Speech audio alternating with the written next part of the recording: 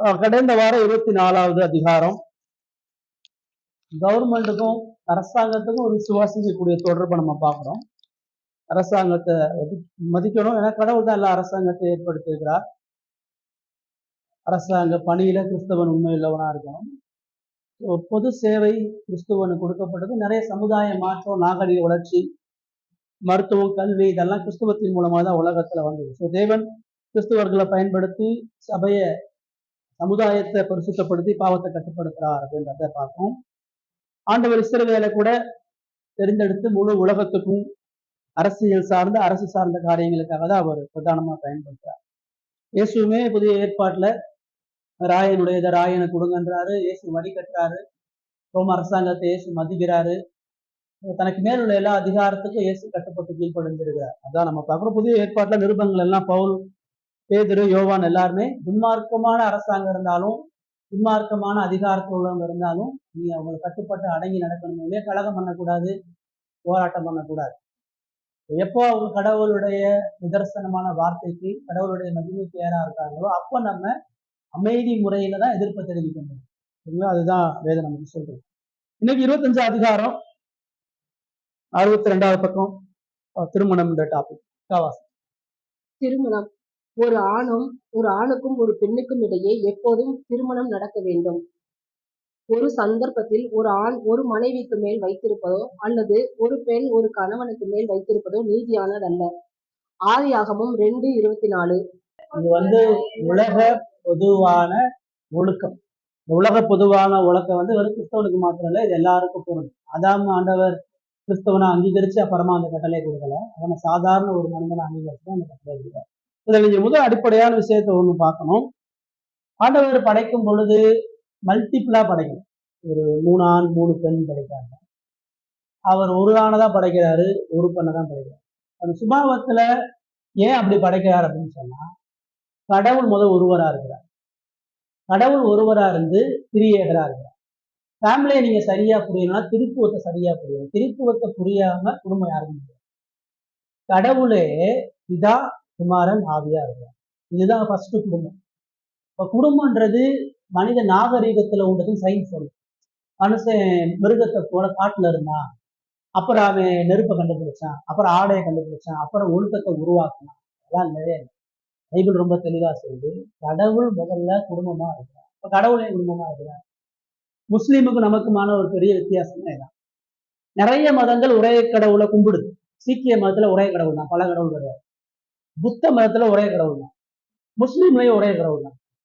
இப்ப நம்ம நீங்க அவங்கிட்ட போய் பல தெய்வம் இல்ல ஒரே கடவுள் சொல்லும் போது அவனும் நான் ஒரே கடவுளை தான் கும்பிடுறேன். அந்த ஒரே கடவுளை நானும் விக்கிரக வழிபாடு இல்லாம ஆவியில தான் கும்பிடுறேன்.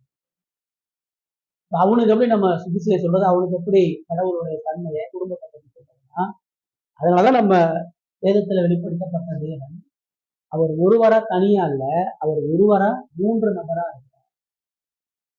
இறைவன் அன்பானவன் அப்படின்னு நீ ஒரு முஸ்லீம் சொன்னா அதுக்கு நீங்க விளக்கம் தெரியாது. உலகத்துல படைப்பே இல்லை, மனுஷனே இல்லை, கடவுள் தனியா எப்படி அன்பா இருக்க முடியும்?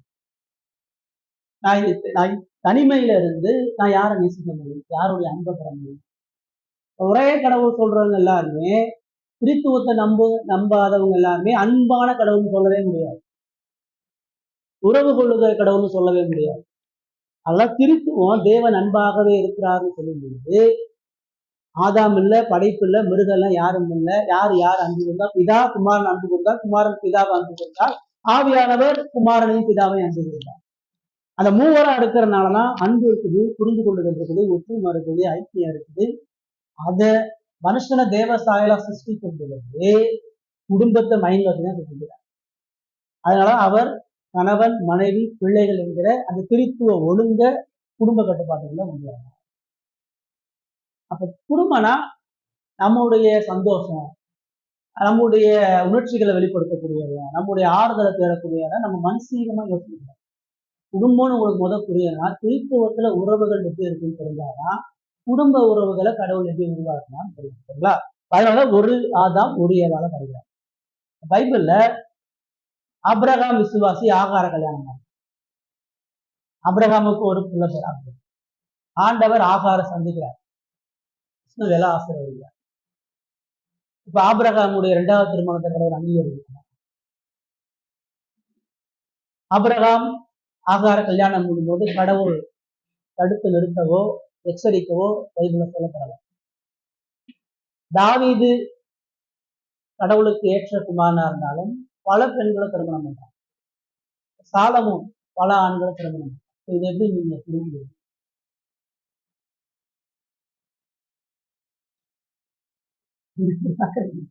வேதம் படிக்கும்போது யோசிச்சு பார்க்கணும்.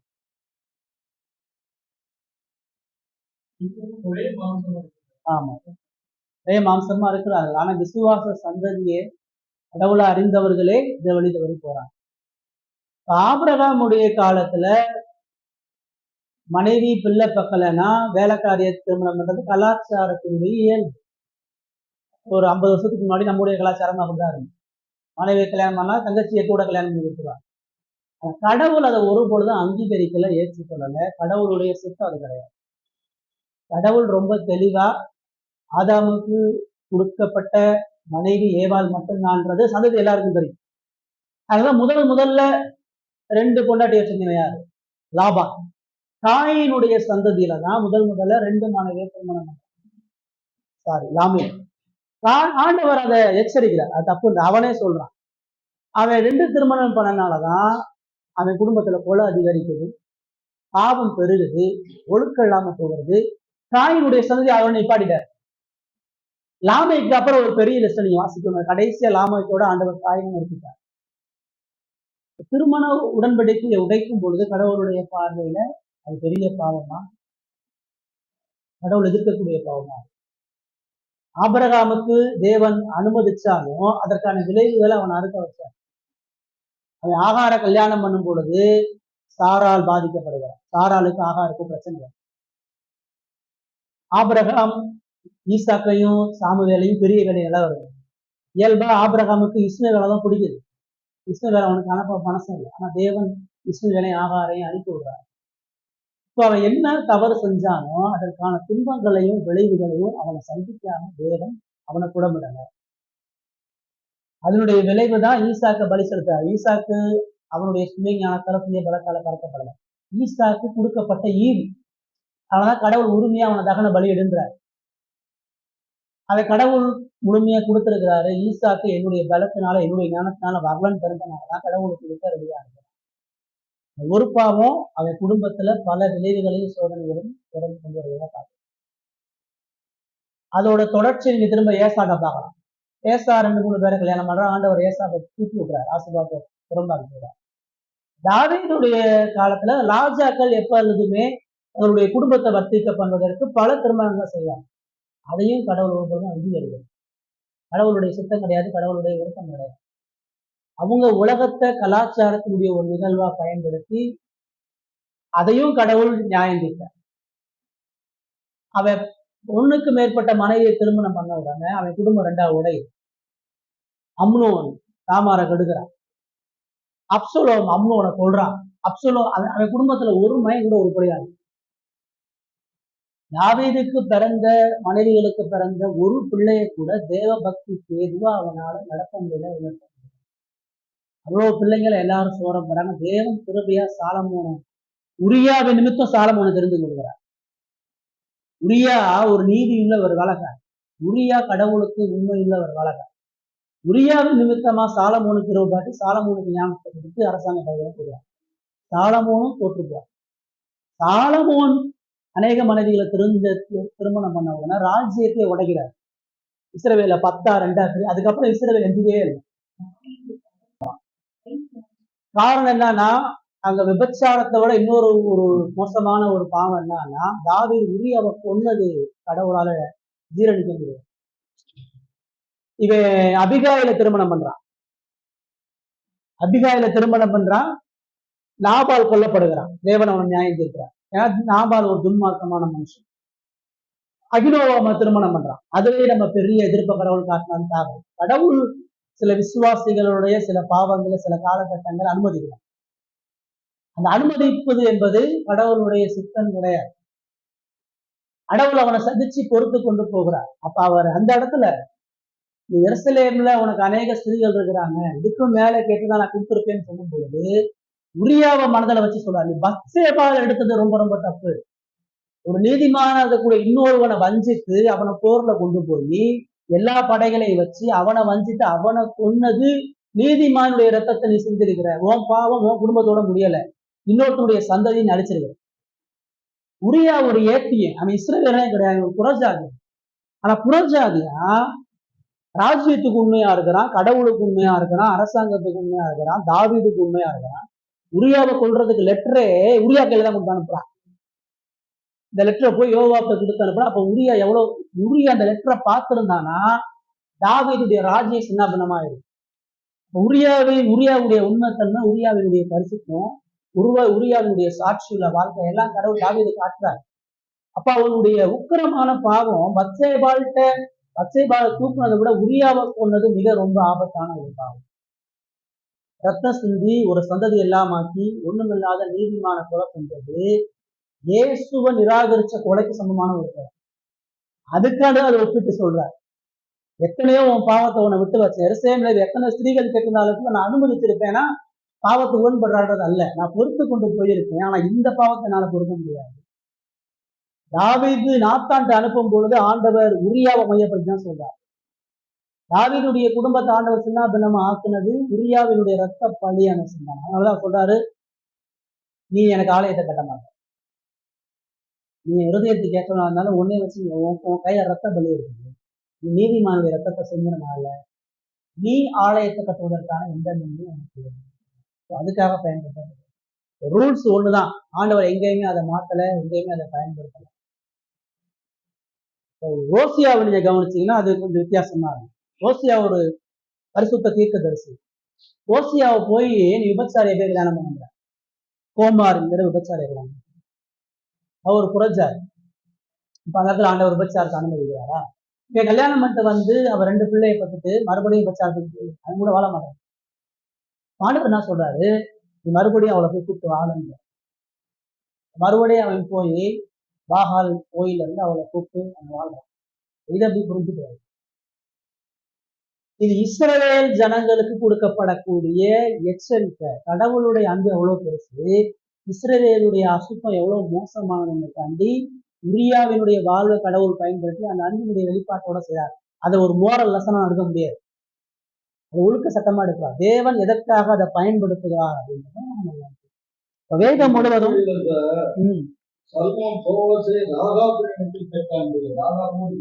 ஆமா இந்த சந்ததியில தான் இவங்க வராங்க. ஆமா தாவீது ராஜாவுல அந்த அனுமதிக்கப்பட்டான இயேசுவுடைய வாரிசுல வராங்கன்னு சொல்லி கூட சொல்லியிருக்காங்க. ஆமா தாவீதோட இருந்தாலும் அந்த சந்ததியை அனுமதிச்சிருக்காங்க.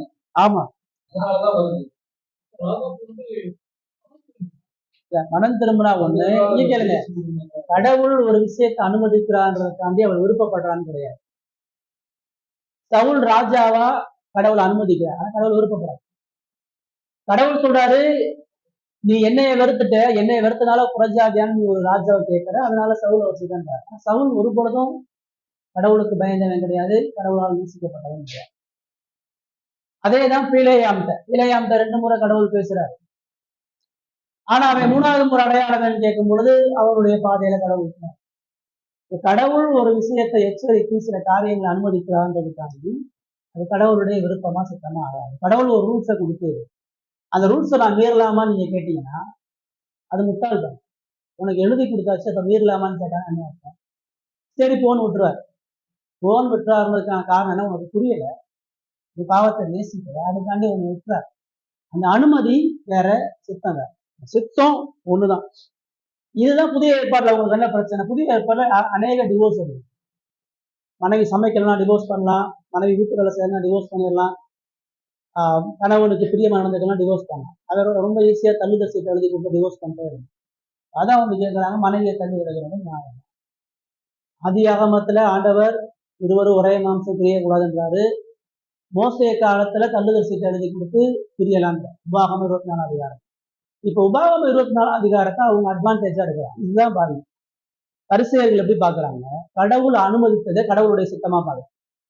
மோசே காலத்துல கடவுள் விவாகரத்தை அனுமதிச்சாரு. ஏன் அனுமதிச்சாரு? அவர்கள் இஸ்ரவேல்ல கல்யாணம் பண்ண மனைவிக்கு உண்மை இல்லாம புறஜாதி மக்களோட தவறான விபச்சாரம் உள்ளவர்.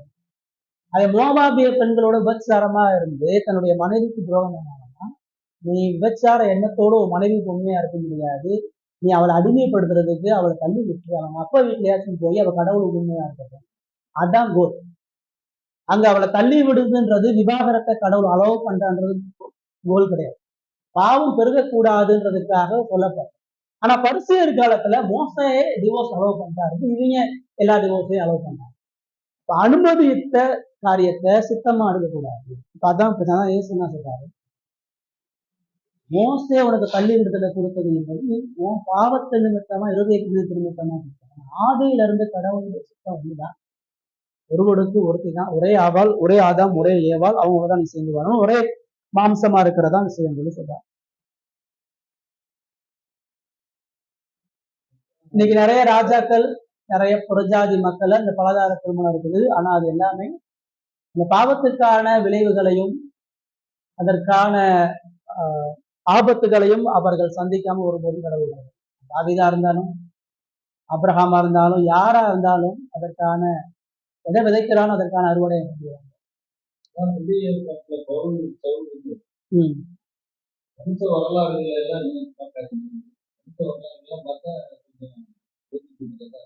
அது இதுக்காண்டி சொல்லல.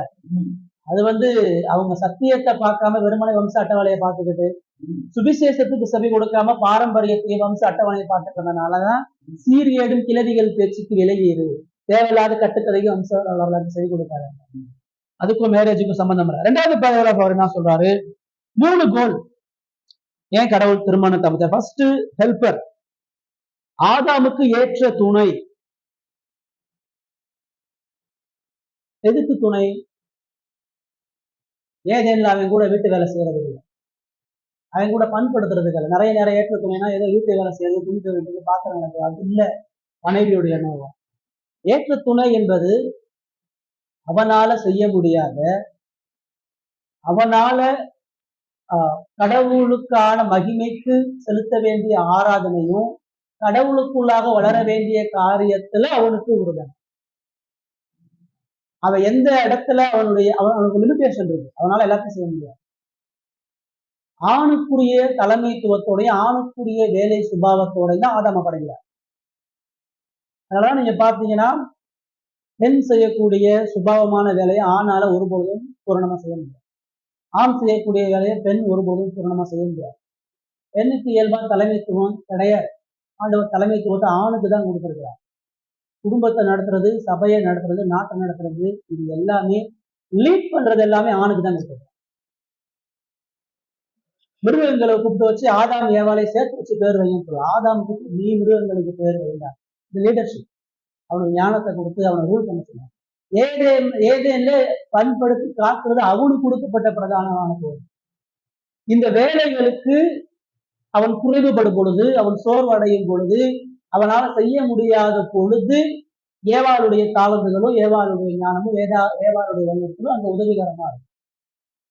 அதனாலதான் அவனுடைய எலும்புல எடுத்து இவனை உருவாக்குறாரு. அப்ப அவன் ஒரு இடத்துல எம்டியா இருக்கான். அந்த எம்டியை ஃபில் பண்றது இந்த ஏவாள்.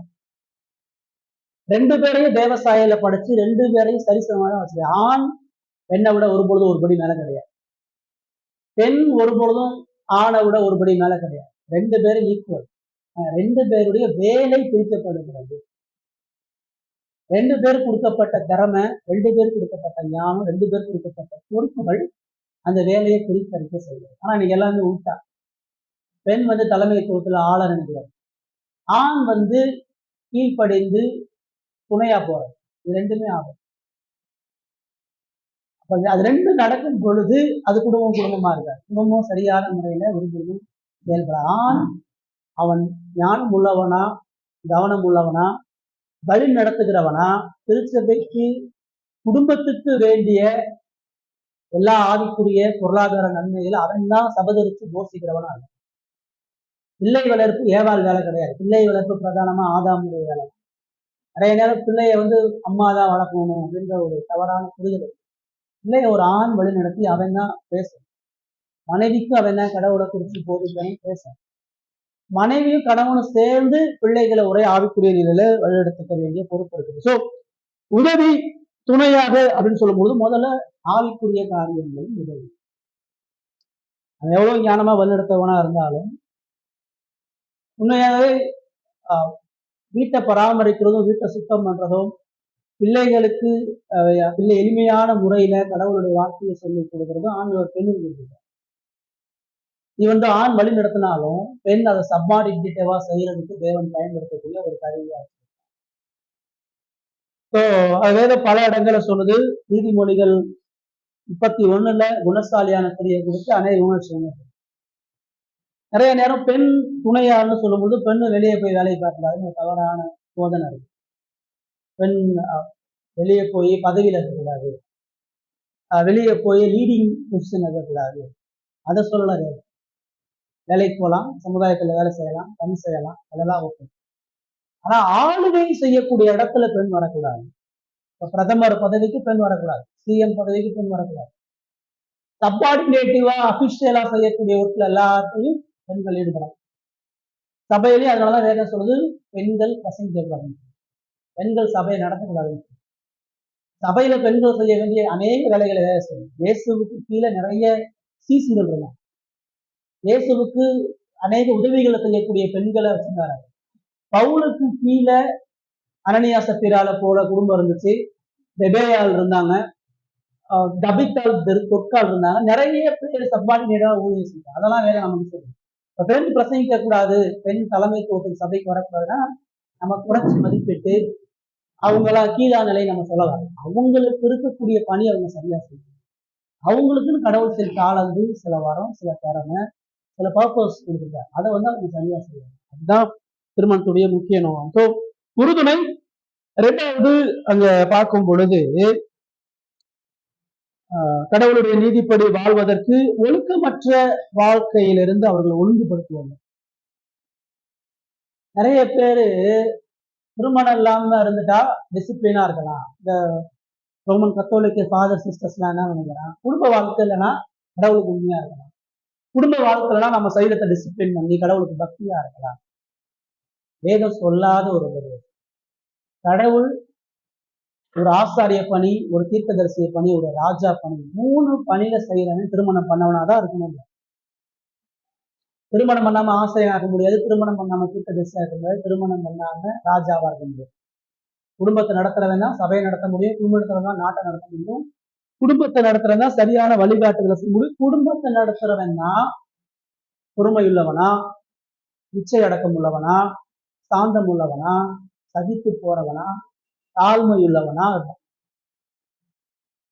அதாவது உலகம் சொல்லுது மேட் ஃபார் ஈச் அதர், அதான் திருமணம் சொல்லுது. பைபிள் அப்படி எங்கேயுமே சொல்லுது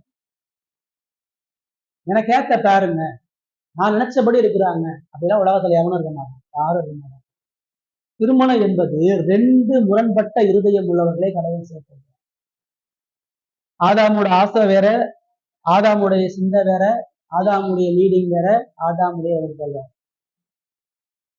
ஆதாமுடைய உணர்ச்சி மாதிரி ஏவாளுடைய உணர்ச்சி கிடையாது, ஆதாமுடைய ஆசை மாதிரி ஏவாளுடைய ஆசை கிடையாது. 2 ஆப்போசிட் கேரக்டரை கடவுள் திருமணத்துல கொண்டு வந்து வைக்கிறார். அப்ப நீங்க என்ன நினைச்சிடக்கூடாது, நான் என் லைஃப் பார்ட்னரை நல்லா எனக்கு ஏற்ற ஒருத்தர் நான் சூஸ் பண்ணுவேன், ஒருபோதும் சூஸ் பண்ண முடியாது. நீங்க என்னதான் ஆராய்ச்சி 50 வருஷம் ஒருத்தரை விரும்பி காதலிச்சு திருமணம் பண்ணாங்க, நீங்க காதலிக்கிறப்ப இருந்த மாதிரி திருமணத்துக்கு அப்புறம் இருந்தாங்க. அது ஆணா இருக்கலாம், பெண்ணா இருக்கலாம். நீங்க ஒரு நபரோட ஒரு அறைக்குள்ள 24 மணி நேரம் வாழ்ந்து பழகிற வரைக்கும் அதுதான் வெளியே தெரியும். நீங்க 4 மணிக்கணக்கா பேசலாம், எல்லாம் பழகலாம். அவளுடைய சுய ரூபம் என்பது நீங்க சேர்ந்து ஒரு இடத்துல 4 செவத்துக்குள்ள வாழ்ந்தாதான் நீங்க அப்படி 4 செவத்துக்குள்ள வாழும் பொழுது மட்டும்தான் உங்களுக்கும் உங்களுடைய வாழ்க்கை துணைக்குமான முரண்பாடுகள் தெரியும். நிறைய டிவோர்ஸ் எல்லாம் பாத்தீங்கன்னா லவ் மேரேஜ் தான் அதிகமா இருக்கு. இப்போ ஏன் இப்போ விவாகரத்து அதிகமா பெருகுதுன்னா அவனுக்கு என்ன புரியலன்னா, எனக்கு ஆப்போசிட்டா முரண்பாடான ஒரு நபரை தான் நான் திருமணம் பண்ண முடியாது. என் ஆசைய உணர்வு, என் விருப்பம் என்பது வெறும் பொழுதும் மனைவியோ வாழ்க்கை. இந்த கிச்சன்ல என் மனைவி வேலை செய்யாம என்னால வேலை செய்ய முடியாது. ஒரே நேரத்துல ஒரு இடத்துல சோறு வைப்பா, குழம்பு வைப்பா, கூட்டு வைப்பா, பாத்திரம் கழுவுவேன். என்னை விட்டினா அவனை செய்ய மாட்டேன். நான் பாத்திரம் கழுவி முடிச்சுட்டு அப்புறம் சோறு வைப்பேன், சோறு கழுவி முடிச்சுட்டு குழம்பு வைப்பேன், அப்புறம் தான் கூட்டு வைப்பேன். இது ஆணுடைய நேச்சர். அது ஒரே டயத்துல மல்டிபிளா திங்க் பண்ண மாட்டான். ஆனா ஒரு பெண்ணுடைய சுபாவம் சமைச்சிட்டு இருக்கும் பொழுதே குழந்தை கத்துதா, வெளியே ஆள் வராங்களா, வீடை கிளீன் பண்ணணுமா, அடுத்தடுத்து வேலை என்னன்னு மைண்ட் திங்க் பண்ணும். ஒரு ஆண் சுபாவமா போகணும். இப்படி நீ எல்லா விஷயத்தையும் யோசிக்கலாம். ஒரு பிரச்சனையை அணுகும் பொழுது ஒரு ஆணுடைய மென்டாலிட்டி வேற, ஒரு பெண்ணுடைய மென்டாலிட்டி. இதை நீங்க புரிஞ்சுக்கணும். திருமணம் ஆகும் பொழுது, ஆக போகும் பொழுது, ஆனதுக்கு அப்புறமும் தெரிஞ்சுக்கணும். நீங்க உங்களுக்கு எதிரான ஒரு சுபாவத்தை கல்யாணம் பண்ண கடவுள் ஏன் உங்களுக்கு ஏற்ற சுபாவம் கொண்ட நபரா கொடுத்தாங்க. நீங்க ஆசைப்படுற மாதிரி, நீங்க திங்க் பண்ற மாதிரி, நீங்க விரும்பக்கூடிய நபரை கடவுள் கொடுக்காம ஏன் மாற்று சுபாவம் நபரை கொடுக்குறாருன்னா உங்களை புடமிடுவதற்கு. ஆதாமுக்கு பொறுமை தேவை. எப்ப பொறுமை தேவை? மனைவி கோபப்படும் பொழுது எப்படி பொறுமையா இருக்கும் அப்பதான் கத்துக்கலாம். அவனுக்கு சாந்தம் தேவை, அவனுக்கு வழிநடத்தக்கூடிய கெப்பாசிட்டி தேவை, அவனுக்கு அன்பு செலுத்தக்கூடிய இருதயம் தேவை, அவனுக்கு சாக்ரிஃபைஸ் தேவை, அர்ப்பணிப்பு தேவை. அப்ப ஆவியின் கனிகள்ல சொல்லப்படக்கூடிய அன்பு, சாந்தம், சம்பாதனம், இச்சை அடக்கம், இதெல்லாம் எப்ப உருவாகும்னா திருமணத்துல தான் உருவாகும். ஒரு முரண்பட்ட நபரோட நீங்க சகிச்சு அவரோட உங்களை அர்ப்பணிச்சு, இப்படிப்பட்ட முரண்பட்ட நபரை கடவுள் கொடுத்திருக்காரு, என்னைய ஆவிக்குரிய வாழ்க்கையில வழிநடத்துறது. இது நான் அவிசுவாசி விசுவாசின்னு சொல்ல, ரெண்டு விசுவாச குடும்பத்தை நான் சொல்றேன். நீங்க எவ்வளவுதான் விசுவாசத்துக்குரியவங்களை பார்த்து நல்ல பக்தியுள்ள ஒரு வாழ்க்கைக்குரிய கல்யாணம் பண்ணாலும் நீங்க முரண்பட்ட நபரை தான் சேர்ந்து வாழ போறீங்க. அதுக்காண்டி விசுவாசியை கல்யாணம் பண்ணாலும் முரண்பாடா தானே இருக்கு. நான் அவிசுவாசியை கல்யாணம் பண்ணிக்கிறது அதை விட புத்திஹீனமான காரியம். முரண்பட்டன்றது நம்ம நேச்சரை சொல்றோம். பெண்ணுக்கும் ஆணுக்குமான ஆசையும் விருப்பங்களும் திட்டங்களும் செயல்பாடுகளும் வித்தியாசமானதுன்றதை புரிந்து திருமணத்துல இணையும் நம்ம சொல்றோம். இந்த புரிதல் இல்லாதனாலதான் நான் நினைச்சபடி இல்லை, அப்படி இருந்தாங்க, இப்ப அப்படி இருக்கிறாங்க, அன்னைக்கு அப்படி பேசினாங்க, இன்னைக்கு இப்படி பேசினாங்க, இன்னைக்கு வேற சுபாவம் உள்ளவங்க அங்க இருக்கிறாங்க, அவங்களோட சேர்ந்து வாழ முடியாதுன்ற நிலைக்கு வர. அது முன்னாடியே வெல் பிற்பாடா ஒரு பெண் எப்படி படைக்கப்பட்டா, ஒரு பெண்ணுடைய உணர்வு என்ன, பெண்ணுடைய கோபம் என்ன, பெண்ணுடைய தன்மை என்ன, வேலை என்ன, அவளுடைய பலவீனம் இல்லைன்னு தெரிஞ்சா மட்டும்தான் அது திருமணத்துக்கு குவாலிஃபை. நிறைய நேரம் திருமணத்துக்கு தயார்படுத்துறதுல திருமணம் ஆகும். திருமணத்தை பத்தி சொல்லி தரது சபையிலையும் சொல்லி தரது இல்லை, ஏன்னா அவங்களுக்கும் தெரியாது. ஏன் அம்மா அப்பா சொன்னாங்க வயசுக்கு வந்துட்டான், அவனுக்கு ஒரு கால் கட்டு போடணும், பொண்ணு வயசுக்கு வந்துருச்சு, அது தப்பா போயிடக்கூடாது, அப்படிதான் சொல்லி திருமணத்துல நினைக்கிறாங்களே ஒழிய எதுக்கு திருமணம், ஏன் திருமணம், என்ன நோக்கம், நீ எப்படிப்பட்ட நபரை கல்யாணம் பண்ண போறது டீச் பண்றது. விசுவாச அறிக்கையில ஏன் சேர்த்திருக்காங்கன்னா ஒரு விசுவாசி அவன் அடிப்படையா திருமணத்துல இறங்குறது அவனுக்கு தெரியும். ஆதாம பாருங்க, விளையாடுல இருந்து ஏவால படைக்க வச்சுட்டு அவளை உனக்கு படைச்சிட்டேன், நீ இப்படிதான் சேர்ந்து வாழ்ந்து கடவுள் போர்ஸ் பண்ணவே.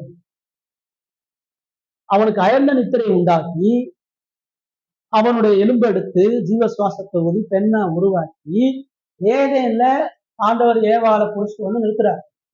திருமணத்துல ஏன் நம்ம மணமகளை தகப்பன் கையை புடிச்சிட்டு மணமன் கையிலையும் ஒப்பு கொடுக்குறாங்கன்னா ஏதேன்னா தான் நடக்குது. ஆண்டவர் ஏவாளை உருவாக்கி ஆதாம் முன்னாடி நிறுத்துறாங்க. இதான் உன் சாய்ஸ், உன்னுடைய ஏற்ற துணையாக நான் அவளை உனக்கு வச்சிருக்கேன், ஆனாலும் இதுல உன்னுடைய விருப்பம் இருக்கு, இவ கூட வாழ்றதுக்கு உனக்கு சம்பந்தமா, இந்த படைக்கப்பட்ட இவள், தேவசாயில படைக்கப்பட்ட இவள் என் கையில இருந்து உனக்கு கொடுக்கப்பட்டிருக்க, என் மக, என் மக, நீ என்ன நேசிக்கிறத இவள்கிட்ட நீ காட்டணும், என்னை கீழ்ப்படுகிறியா இல்லையான்றதை ஏவாளோடு நீ வாழ்ற வாழ்க்கையின் மூலமாக காட்டணும்.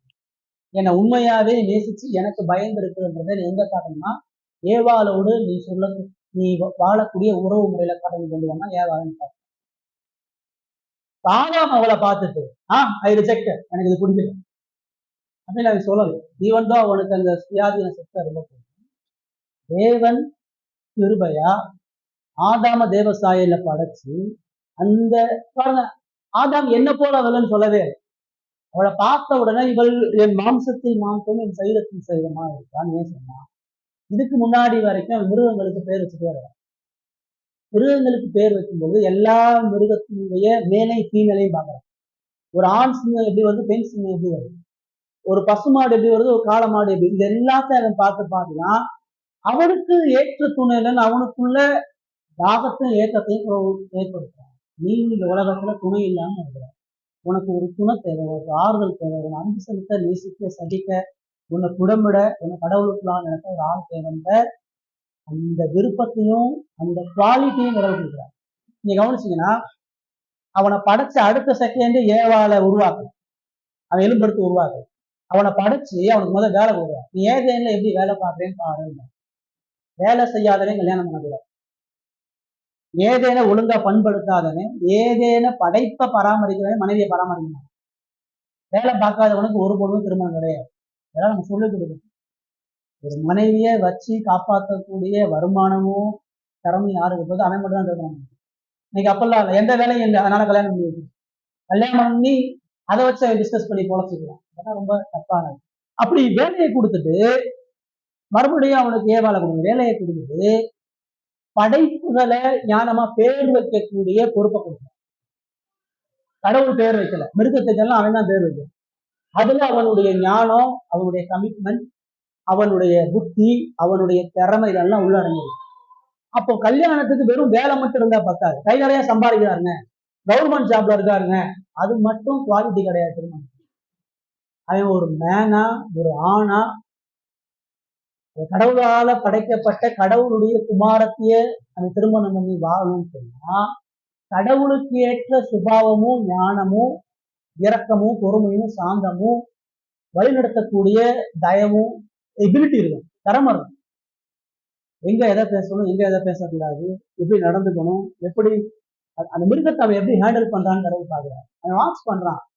சிங்கத்தினுடைய கர்ஜனை, சிங்கத்தினுடைய நட, ஒட்டகத்தினுடைய நட, பறவைகளுடைய குரல், இது எல்லாத்தையும் வாட்ச் பண்ணி அது சுபாவத்துக்கு ஏற்ற மாதிரி பேர் இல்லை. இப்போ திருமண தகுதியில ஆண்டவர் ஞானத்தையும் சொல்லுகிறார். வேலை மாத்திரம் இல்ல, வழிநடத்தக்கூடிய ஞானம், புத்தி, திறமை, எபிலிட்டி இதெல்லாம் இருக்கு. அவன் மட்டும்தான் குவாலிஃபை ஆகணும். ஆதாம அப்படி உருவாக்கி படைச்சு வேலையை கொடுத்து ஞானத்தை கொடுத்து அவனை எபிலிட்டி கொண்டு வந்துட்டுதான் மனைவியை கொண்டு வந்து வைக்கிறான். இப்போ இவ்வளவு எக்ஸ்பீரியன்ஸையும் பார்த்துக்கிட்டதான் இவள் எனக்கு ஏற்ற ஜட்ஜ்மெண்ட் சொல்றாங்க. இவளுக்காக என் வாழ்க்கையை அர்ப்பணிக்க, இவளோடு இணைந்திருக்க, இவளை நேசிக்க, கடவுளுக்கு கொடுக்க வேண்டிய எல்லா அன்பையும் மரியாதையும் எல்லா கணத்தையும் இவளோடு சேர்ந்து வாழக்கூடிய வாழ்க்கையின் மூலமாக கொடுக்க நான் உடன்படுகிறேன். அதான் திருமணத்தினுடைய உடன்படிக்கை. திருமண உடன்படிக்கை நிறைய நேரம் கணவன் மனைவி உடன்படிக்கை கிடையாது. நான் தாழ்வினும் சுத்தத்தினும் இவளுக்கு உண்மை, இவளுக்குள்ள இவளை கொடுத்த தேவனுக்கு நான் உண்மையா இருக்கேன். நான் கடவுளுக்கு உண்மையா இருக்கிறவன மனைவி உண்மையா, கடவுளை நேசிக்கிறவன மனைவிக்கு செய்ய வேண்டிய பணிகளை ஒழுங்கா செய்யும். அதுதான் சிஸ்டம். இந்த திருமண பணத்தை வேதம் சொல்லும் பொழுது அது இயேசுவையும் சபையும் சேர்த்து சொல்லும். இயேசுவையும் சபையும் சேர்த்து சொல்லும் பொழுது இயேசு பரிசுத்தமானவர், பூரமானவர், சபை பலவீனமானது, குறைவானது, சபை பாவகரமானது, அசுத்தமானது. ஆனா மணவாளனாகிய இயேசு சபைக்காக தான் ஜீவனையும் கொடுத்தார். மனைவி சரியில்லை, மனைவி ஒழுக்கமா இல்லை, மனைவி சரியாகனா டிவோர்ஸ் பண்றதெல்லாம் வேற. மனைவியை பரிசுத்தப்படுத்தி மனைவியை கடவுளுக்கு மேல நடக்கிறது கணவனுடைய சேம் விட்டு மனைவி. இந்த இடத்துல கணவன் அவிசுவாசியா இருப்பா, மனைவி விசுவாசியா இருக்கும் பொழுது மனைவி அந்த விசுவாசத்தை எதிர்பார்வைகளை வெளிப்படுத்த முடியும்.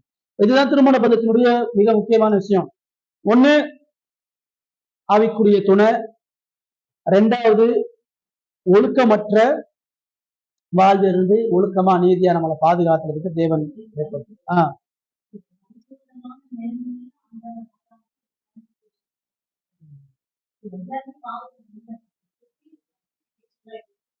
ஆமா, பாவம் செஞ்சதுக்கு அப்புறமும் ஆண்டவர் அந்த திருமண ஒழுக்கத்தை மாத்தலையே. பாவம் செஞ்சதுக்கு அப்புறமும் நியாயப்பிரமாணத்தை கீழ்ப்படியாம ஆதாம் வீழ்ந்துட்டாங்க. அதனால ஆதாமினுடைய சந்ததி எல்லாமே நாங்களா வீழ்ந்துட்டோமே, நாங்க எதுக்கு திரும்ப பொய் சொல்லாம இருக்கணும், நாங்க எதுக்கு திருடாம இருக்கணும்னு சொல்றது நீதி இல்லை. ஈவன்தோ அவன் பாவத்துல விழுந்தாலும் அவன் ஒழுக்க சட்டத்துக்கு கீழ்ப்படிந்தவனா அதுக்கு கீழ்ப்படியும்.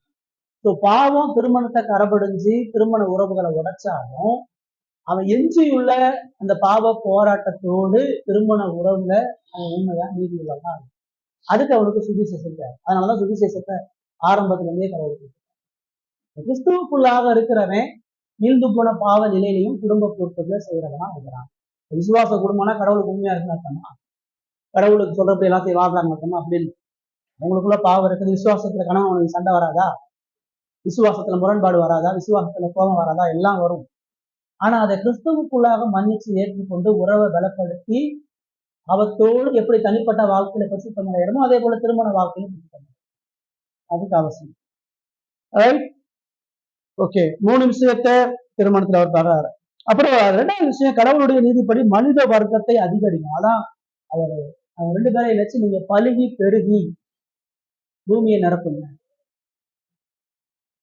அவங்க இணைவது என்பது வெறுமனே அவர்களுடைய உடல் சார்ந்த விஷயம் மாத்திரம் இல்ல, மனசு சார்ந்த விஷயம் மாத்திரம் இல்ல, அடுத்த சந்ததிக்கு அந்த கடவுளுடைய சாயலையும் அன்பையும் அவங்க கொண்டு போகணும். கடவுளுடைய கோலே கிறிஸ்துவனுடைய ராஜ்யம் தான். அப்ப குடும்பம் கிறிஸ்துவனுடைய ராஜ்யத்தை கட்டுவதற்கு இருக்கிறதுனால இன்னைக்கு நிறைய நேரம் பிள்ளை பெக்கிறதுக்கான புரிதல் சரியா இருக்கு. கல்யாணம் பண்ணிட்டு பிள்ளை பக்கமா வாழ்ந்துக்கலாம் நினைக்கிறேன். ஏன்னா பிள்ளைய ஒரு பாரமா நினைக்கிறான், பிள்ளை ஒரு கஷ்டமா நினைக்கிறான், பொருளாதார நிலையை நிமித்தமா பிள்ளைய ஒரு பிள்ளைக்கு மேல பத்தக்கூடாதுன்றான், 2 பிள்ளைக்கு மேல பத்துக்க கூடாதுன்றான். இதெல்லாம் சட்டம் இல்லை. கவர்மெண்ட் சட்டப்படுறான். வேதம் சொல்லி பழகி பெருகுன்னா ஒரு கூலி தொழிலாளி இருக்கிறான், 4 குழந்தை பெற்றுக்கொள்ளக்கூடாதுன்னு சட்டம் இருக்குது. அப்படிலாம் கடவுள் ஒரு குழந்தைய உலகத்துல கூட கொடுக்கும் பொழுது அந்த குழந்தைய பராமரிப்பதற்கான செயலை கடவுள் செய்யும். நோய்களுக்கும் மழையை பொய்ய ஆகாரத்தை வெளியே பண்ற மாதிரி உலகத்துல பிறக்கக்கூடிய ஒரு குழந்தைய கடவுள் பாதுகாக்கிறவராக இருக்கு. அதனால பொருளாதார நிலைமை, கலாச்சார நிலைமை, நம்ம கம்ஃபர்ட், நிறைய பிள்ளைய பார்த்தா நிறைய வேலை வந்துடும், நிறைய உழைக்கணும், நிறைய நான் கடினமா உழைக்கணும், ரொம்ப தப்பான சின்னம். வருமானத்தை பெருக்கிட்டு பிள்ளையை பெருக்கிறதுலாம் இருக்கக்கூடாது. அதுக்காண்டி ஞானமே இல்லாம 10 பிள்ளை 20 பிள்ளையை பெற்றுக்கிட்டு உழைக்காம சும்மா இருந்துடக்கூடாது. ஞானமா புத்தியா செய்யணும், உழைக்கணும், கடினமா இருக்கணும். அதே சமயத்துல பிள்ளைகளை வளர்த்து பிள்ளைகளை கடவுள் கொடுத்த பிள்ளைகளை கடவுள்கிட்ட பரிசுத்தமா ஒப்பு கொடுக்கும். அதுதான் திருமணத்துடைய அல்டிமேட் கோல். இந்த 3 விஷயம், 1 துணை, 2 பிள்ளை, 3வது ஆவிக்குரிய ஒழுக்கம்.